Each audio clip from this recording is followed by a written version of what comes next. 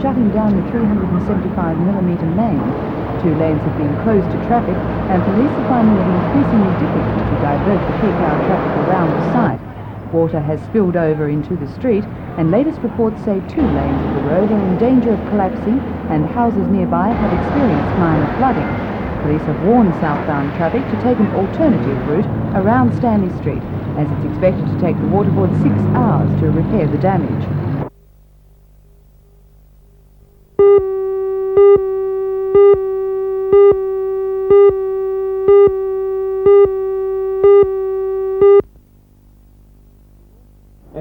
The launching party was held in the offices of the Port Stephens Examiner newspaper. The guide was compiled and written by the staff of the Examiner when the project was proposed by the Nelson Bay Chamber of Commerce. Within a week, every household in the Tomaree Peninsula will be delivered one, and the Chamber hopes it will then find a permanent place next to most people's telephone book. Some of the headings in the guide include community and family support, charities, justices of the peace, and marriage celebrants, to name a few. There's also a trades and business section, and it's advertising from this sector that has paid for the production of the book. The main motivation of the guide is to get people to shop and do business with those local advertisers. We still believe that there is a certain percentage of the population that do shop out of the area. It's not a big percentage, but there is a percentage that do shop out of the area, and we feel this guide will help people, particularly for the new people that are coming into the Bay, will help the people to find the various goods and services that they're after.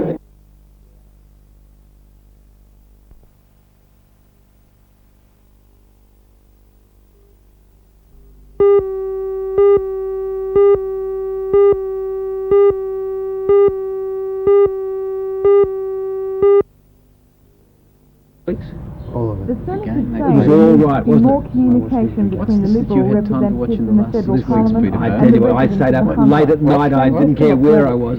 Being available in such a way that the special problems of this region can be before us at all times, and so that those views, as they are put, and there have been some very controversial issues of the last few weeks, can be before not only the government, but before the Liberal members of the House of Representatives and the Senate, so that when we are discussing these things in the Parliament, Newcastle's voice will not be one that often seems very quiet.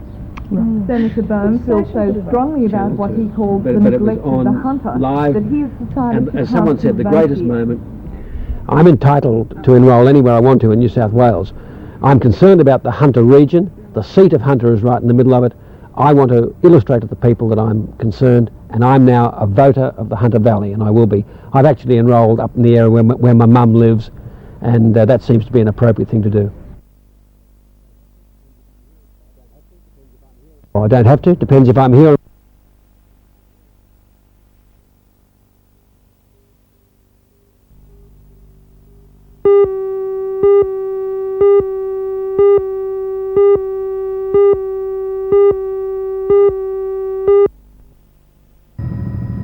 With most people beginning their Christmas holiday break today, the north and southbound traffic was constant, though not heavy, around Newcastle.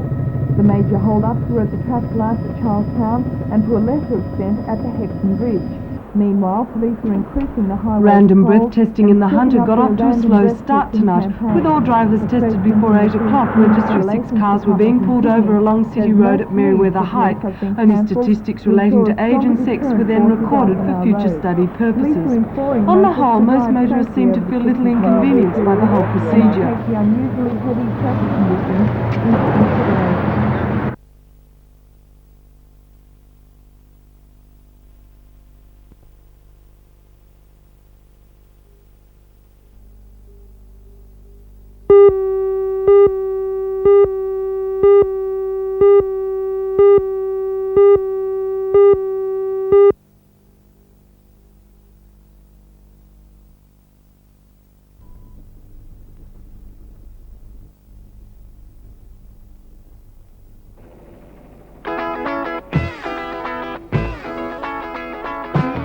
Let's take a closer look at why this surfing competition is something out of the ordinary.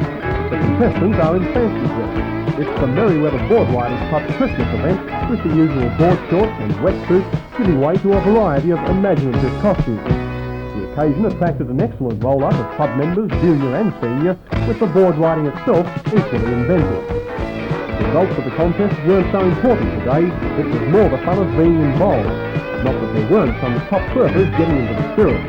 Merryweather's Nicky Wood recently won the under-15 years national title, with fellow club mate Luke Egan taking out the under-17 title. In another fine Christmas gesture today, $1 from each of the entry fees was donated to next year's NBN Cancer Telethon.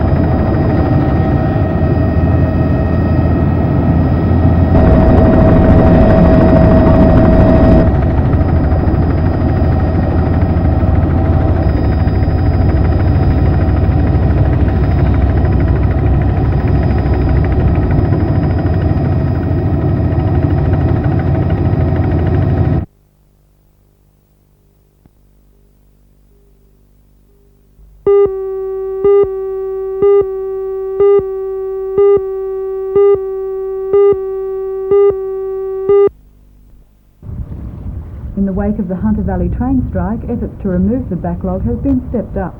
Today, 2 ships were loaded at the channel and 1 at the basin. A spokesman for the Port Waratah coal handling facility said trains were arriving constantly with permitting stops to facilitate loading.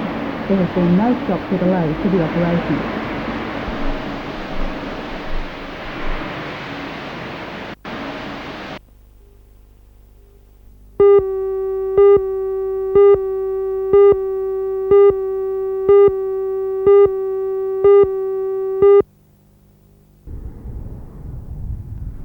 The accident happened here on the freeway north of Wyong at about 1:45 this morning.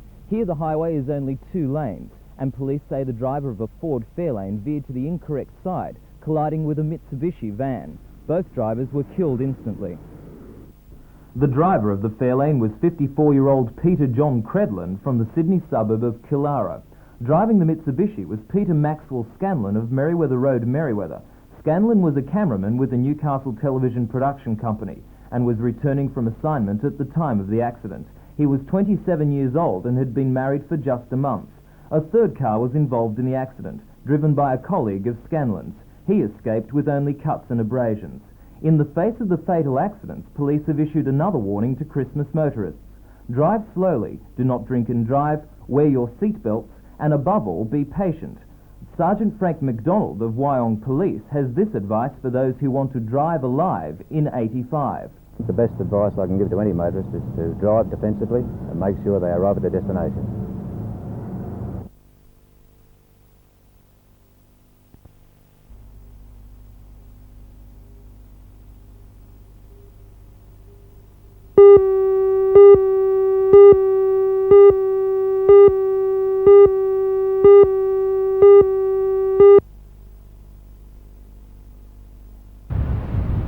The yacht, the Didgeridoo, skippered by its owner, Mr J. Wyford, of the Sydney suburb of Dee-Why, left Newcastle with a female passenger to sail to Port Stephens about midday on Monday. The officer in charge of Newcastle Water Police, Sergeant Bill Harley, said they were advised against undertaking the trip because of a heavy northeasterly wind. Sergeant Harley said Christ had radioed Sydney about 7 o'clock yesterday morning, saying the yacht sailed and motor were out and that it was a new restriction. He gave his position as 16 kilometres east of Port Stephens. Yesterday, Water Police launched the Sea Eagle from Nelson Bay, launched Doyle from Newcastle and Valiant from Pittwater, searched extensively for the craft. Police helicopter Polair 3 was also called in. Charlie, from Chopper 1, we're going into your west nautical. All aircraft with, looks like we might have spotted the survivor. This is helicopter Chopper. Search would resume at 7 o'clock this morning. He said the Sea Safety and Surveillance Centre would also alert all shipping and commercial aircraft to try and locate the Didgeridoo, which he said was the subject of another extensive sea search last year.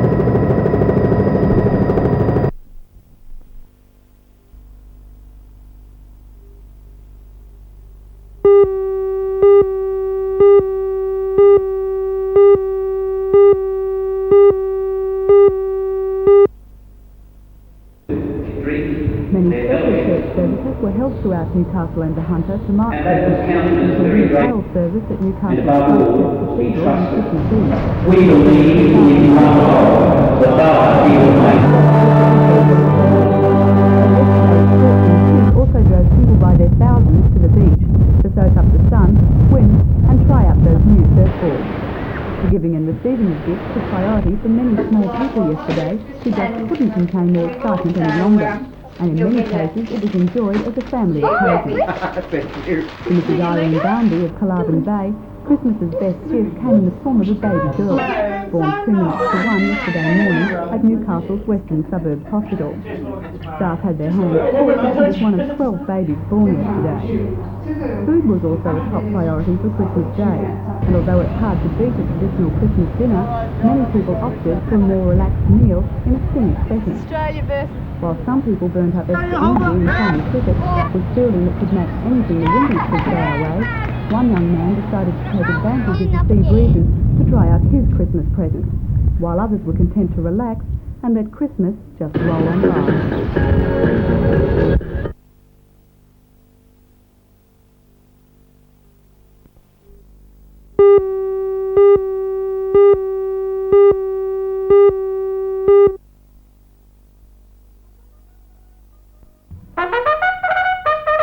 There they are, waiting at the barriers, straining at the bit, as the gates open and they're off in the bargain stakes. All jokes aside, it really was survival of the fittest on this, the first day of the 3-day podium trial. The teams won bargain. Next Walker still arrived home with your arms closed.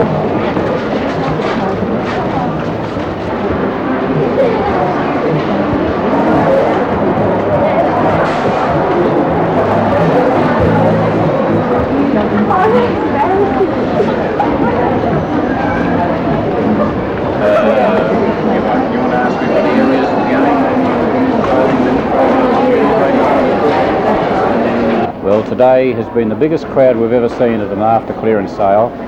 Most of the retailers in the town will be experiencing increases of excess of 20% today. And what would you attribute this to? I don't know, it just came from behind this year. I mean, we're all happy. Ever since last Thursday, retailing's been back into a mini boom, and that'll make an overall difference to our December figures this year, and that should put most retailers between 9 and 12% over last year.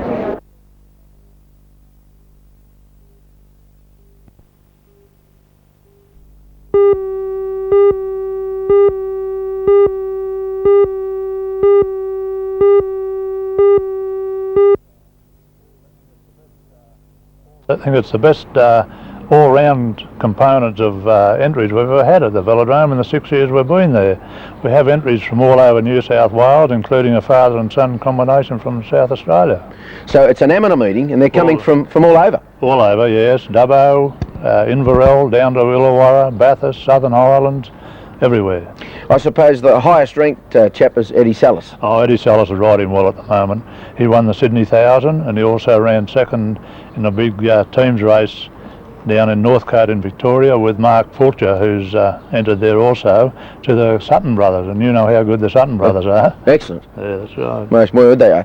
$1,000 wheel race, the big event of the evening, an 8-lap event where you're expecting to have 80 starters. Oh, over 80 starters, yes. There's about 46, 48 seniors plus 20 juniors, and there'll be late entries too. Col, you're also catering for the women and the sub-juveniles with a 5 p.m. start, I believe. Well, 5 p.m, yes, and I think the afternoon racing will be the best that's ever been on for the sub-juveniles. We've got the state champion there, Stevie McLeod, and riding off the mark with him is Swain, who must be good too to have him off the mark with Stevie McLeod. And there's a $320 bike frame first prize for the juveniles.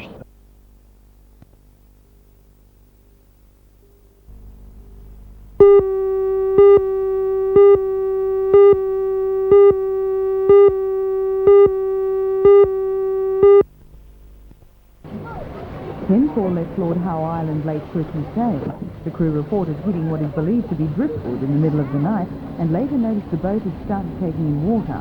Although this was apparently under control for a while, after some time it could no longer be controlled and the distress call was sent out. The police launched Doyle set out from Newcastle yesterday morning and after locating the trimaran attempted to take it in tow. Sergeant Bill Harley from Newcastle Water Police said most of the gear on board the boat was out of action because of water damage, and 6 tow lines snapped in the heavy seas before one line held.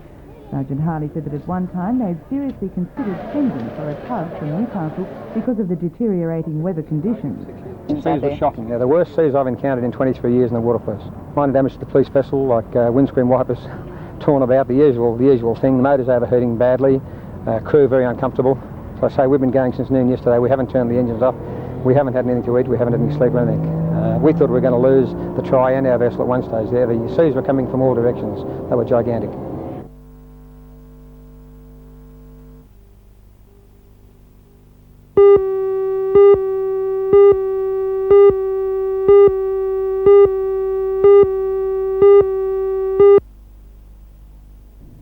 After hours of battling nearly 6 metres deep and snapping 6 tow lines, the Dora brought the stricken craft into Foster Saturday afternoon. The team's board had a hole in its port canteen and was taken in water. According to the water police, however, after refuelling at Foster, the craft then headed to Port Stevens. Sergeant Bill Harley of the water police said the move was So I say we've been going since noon yesterday. We haven't turned the engines off. We haven't had anything to eat. We haven't had any sleep or anything. We thought we were going to lose the Try and our vessel at one stage. Coastal Patrol agrees. He left Foster at about 4 o'clock in the afternoon against a strong wind warning with structural damage, and we later established when he radioed the Coastal Patrol that he did not even have a chart on board, so that we then had to check the navigation for him. So he was a sailor who put himself and the people on board at extreme risk. I think the answer is that these sort of fellows have to pay for their own rescue. Mr. Clear says the Coastal Patrol will be writing a letter to Sydney Water Police and Coastal Surveillance in Canberra, recommending that they consider devising some Three up here, and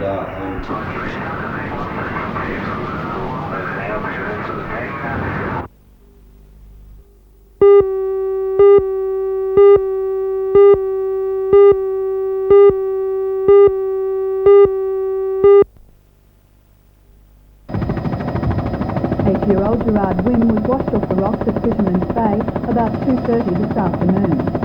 Mr. Ron Holmes went to the boy's aid when his son, who was with Gerard when the accident occurred, raised the alarm. Mr. Holmes tried to reach the boy, but strong currents hampered him.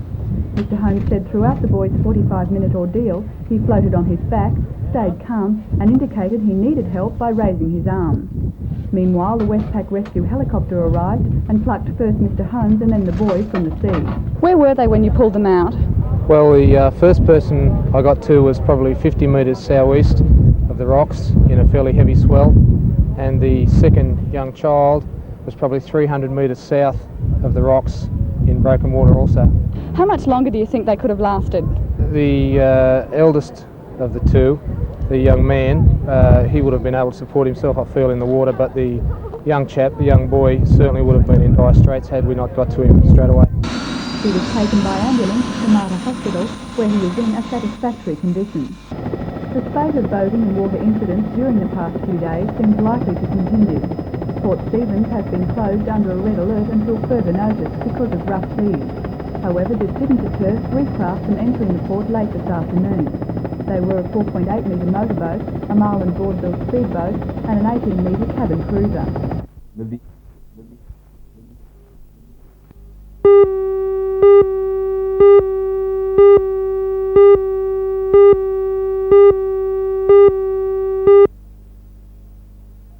Now, that rotor will come down a bit